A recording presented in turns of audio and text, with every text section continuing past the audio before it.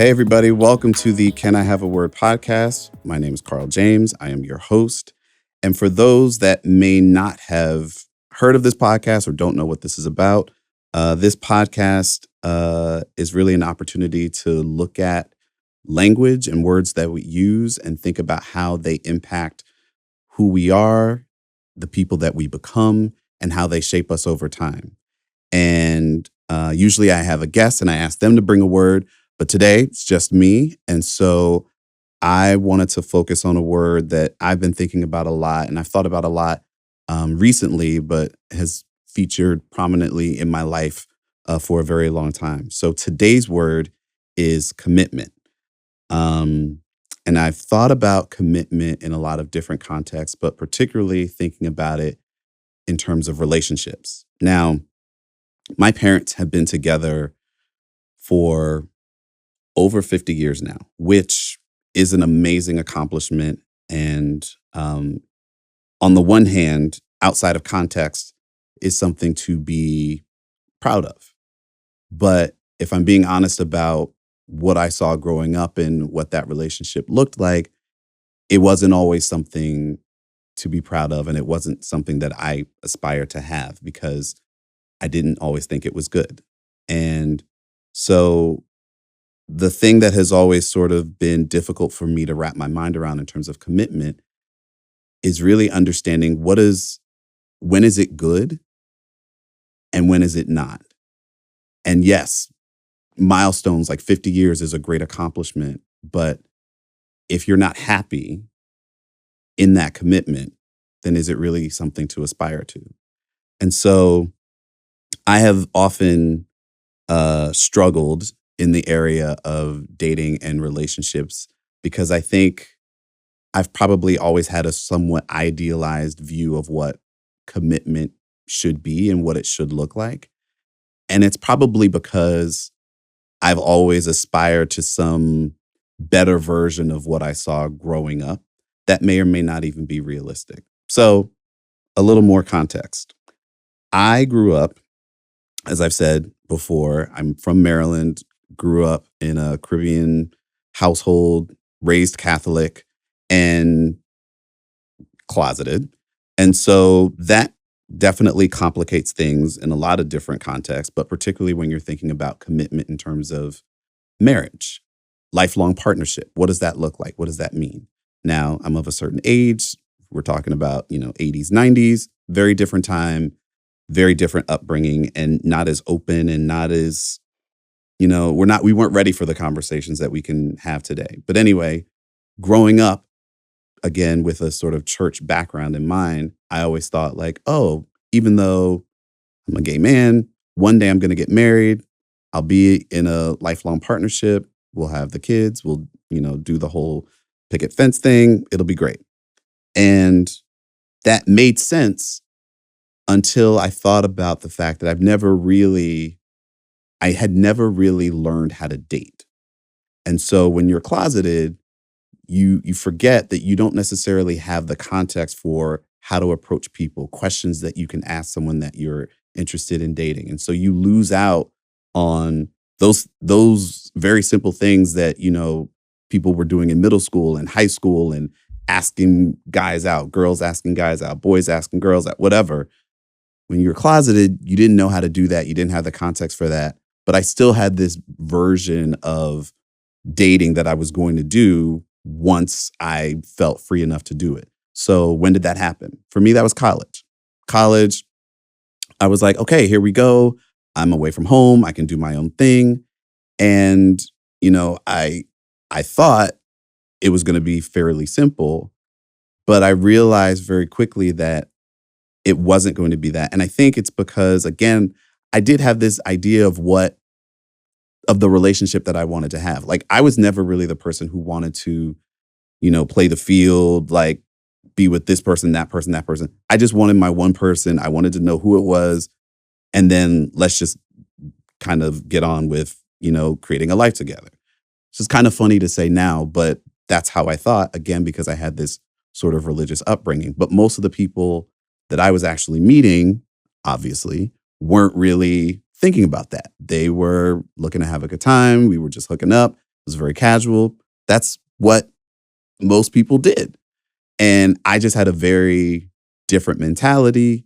And obviously, it created a lot of conflict for me. And it was very difficult to find people that I thought, really had a vested interest in me or getting to know me or any of that. And I think in my understanding, in my sort of context of what a commitment looks like, central to that idea is trust. I grew up not necessarily feeling like I could trust a lot of people, and I didn't necessarily have the safety um, that I wanted. And so I looked at relationships and commitment as this safe space where I could trust someone and they would believe in me and we would build this thing together. And again, I putting a lot of hopes and expectations into that idea because of what I didn't have growing up. And I'm guessing a lot of you probably do the same or did the same when you were growing up. Like you had a particular upbringing and what you sought to develop as an adult either ran counter to that because you wanted something better, or if you had a really great upbringing, you wanted to emulate that because what your parents had was so good and you wanted the same thing for yourself. And so I guess for me, I was looking for the the better version of what I thought my parents were trying to do. And when you again don't have the practice and you don't have I didn't have the right language for what I was looking for. I just made a lot of, quite frankly, not smart choices. Um, you know, getting on planes to meet people for the first time. I mean, it was a different time. So we made some mistakes. But all of those things shaped who I became and who I am.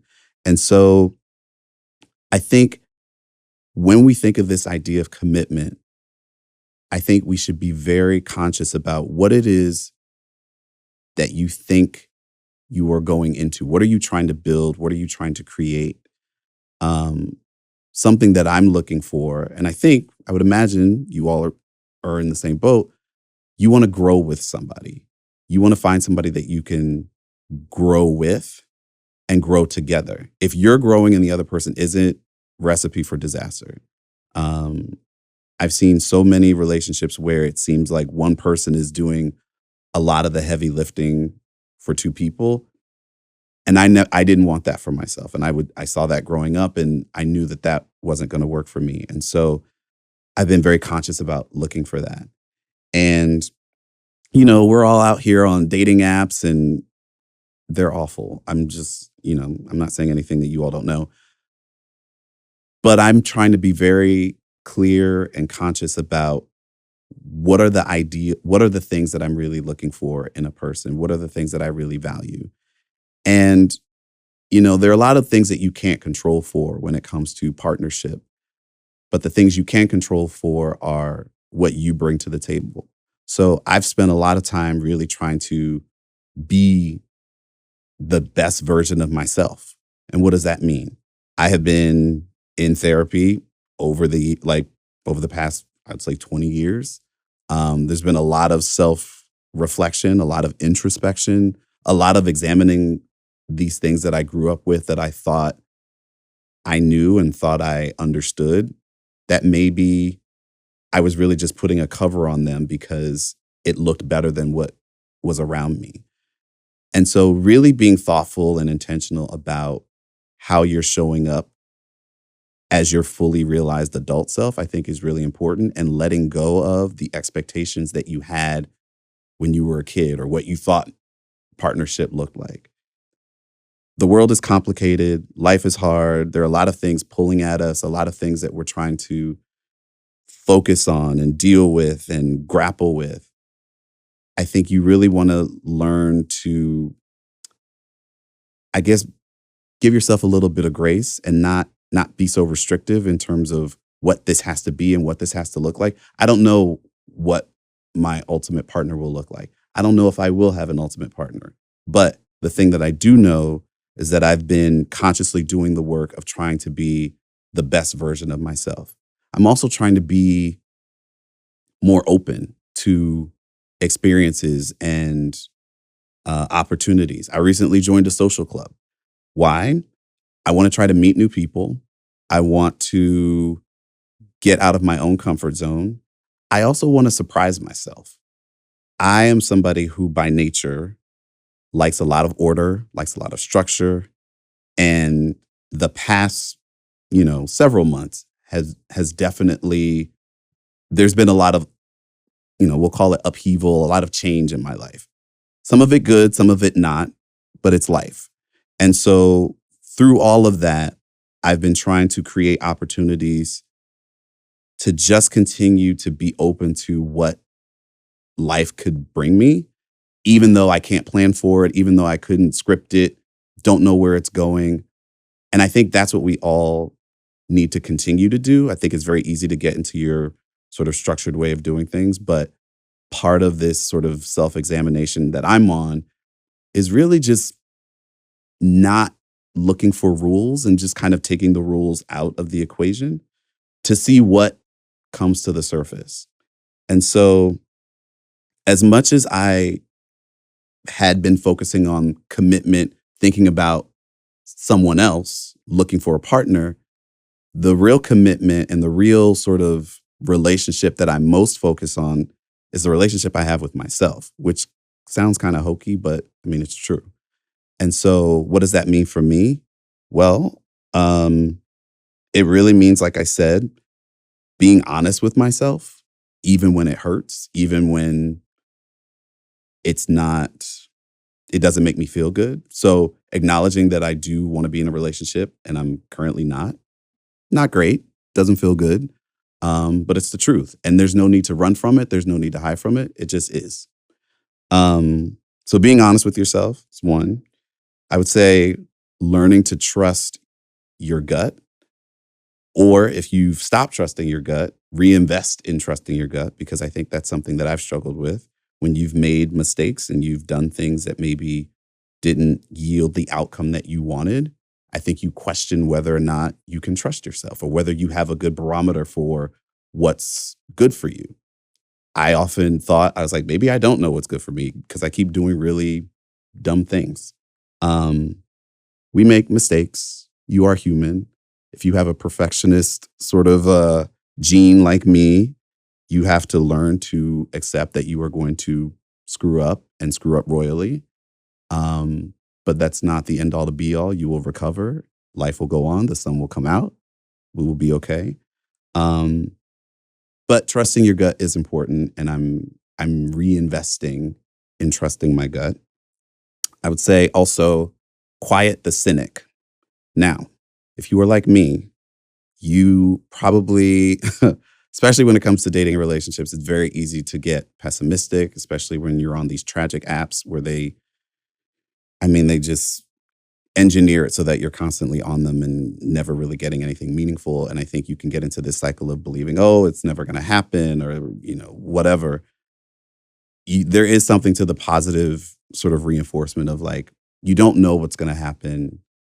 You never know where you're going to meet the person, and creating opportunities for yourself to continue to explore possibilities, I think, is important. But keeping the negative voices, the negative self-talk at a minimum, I think is critical. Again, I am trying to practice what I preach. I'm not always great at it, but it is something that I've realized that, like, those voices can be really loud and they can be really powerful.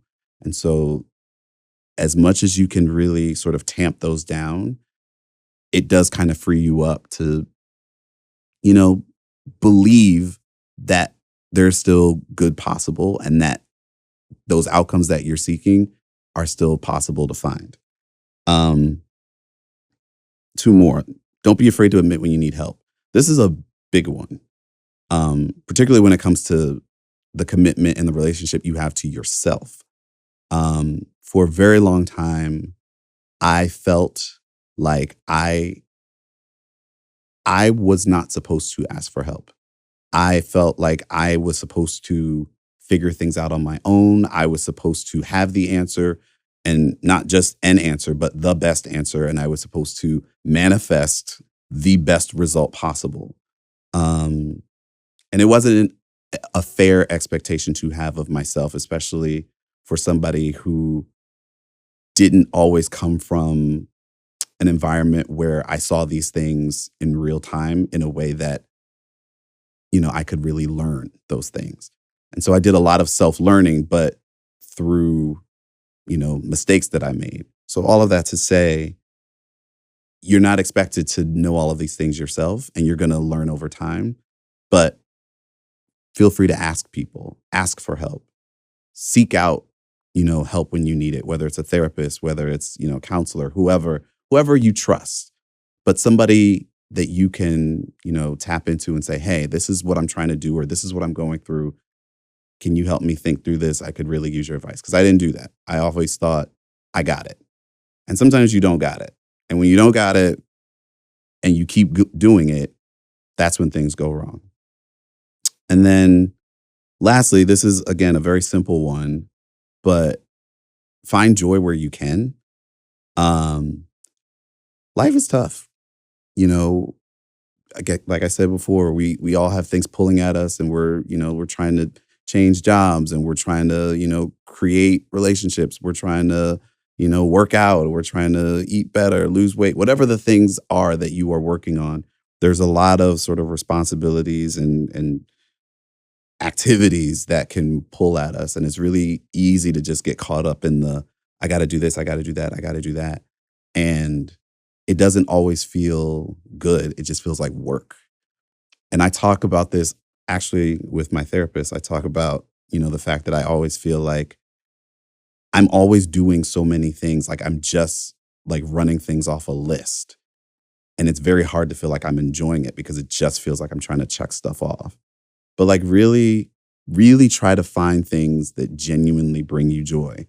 Whether it's take yourself to the park, sit down, read a book, lay a blanket out, do that. If working out is your thing, go to the gym, be in your zone, do whatever you do. If you swim, if you play basketball, if you dance, yoga, whatever those things are that legitimately bring you joy, lean into those things because the work is always going to be there. All of that stuff is going to be there for you. You're still going to have to do it.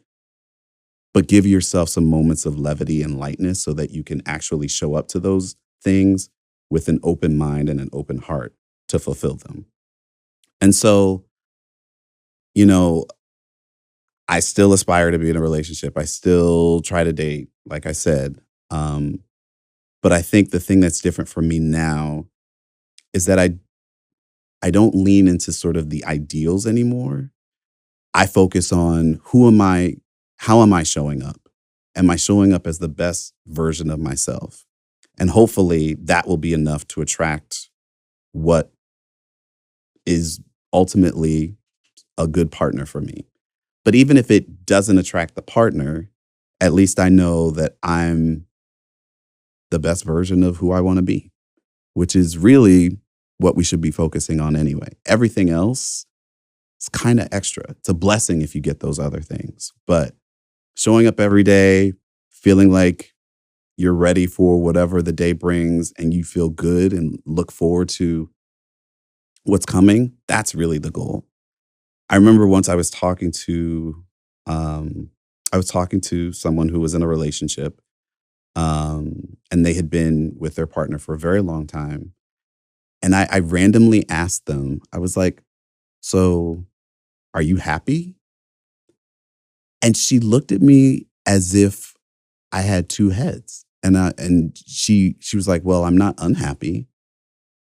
And I kind of sat back for a second and I was like, oh, well, I just assumed that, you were you're in this seemingly loving partnership and, she hadn't expressed any issues or problems. So I just assumed that it brought her happiness. And it kind of took me by surprise that that wasn't an immediate yes. And I think that's the thing that I've been finding as I've, really started to examine this issue of like what commitment looks like is that a lot of people are in relationships that don't necessarily make them happy. They're just relationships that make them in relationship. Like they're with people, they've checked that box, they may even have kids and you've done what society said you're supposed to do, but then you look back at it and it's like you're not even happy. So what is the point?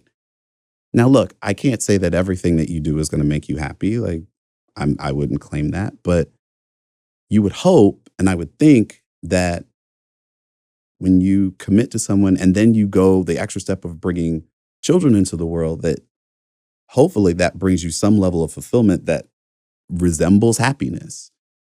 And maybe that's an ideal, but I think that's an ideal that we should still aspire to. So all of that to say, don't do anything for the sake of, meeting someone else's expectations or what you think society expects of you. Like, I've been single for a very long time. And while that's not a fact that I'm necessarily proud of, I can say that I'm actually reasonably happy in my own life, recognizing that I have certain challenges and things that I'm still trying to work through. But I know that when I put my head down at night, I'm at peace.